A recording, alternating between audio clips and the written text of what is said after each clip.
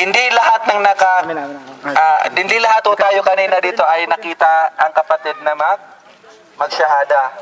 Pero ito ay inshallah ta'ala, sumaksi kayo at inshallah, kaya sinabi ko kanina, naway muli tayong sasaksi sa kanya sa araw ng paghukom na siya nga ay yumakap sa pananampalatayang Islam.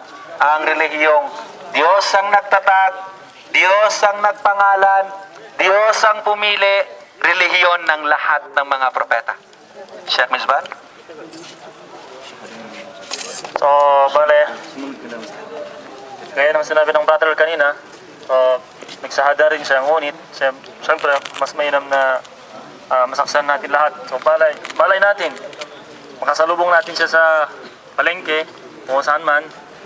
So, at least alam natin na Muslim na pala siya, kapatid nating Muslim, di ba?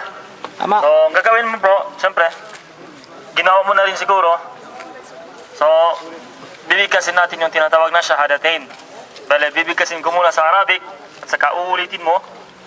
At siyempre, ita-translate natin din, inshallah subhanahu wa ta'ala sa Tagalog. So, tas mo ang iyong daliri bilang pagsaksi ng Allah subhanahu wa ta'ala nag-iisa. So, siyempre, kaya sinabi ko, babasahin ko sa Arabic. Okay na? Ready ka na? Ready? MashaAllah.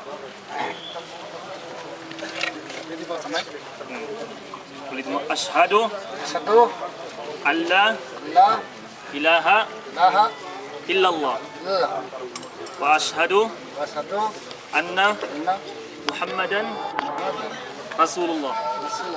MashaAllah. So, sa Tagalog, ako'y sumasaksi na walang ibang Diyos na karapat-dapat sambahin maliban sa Allah.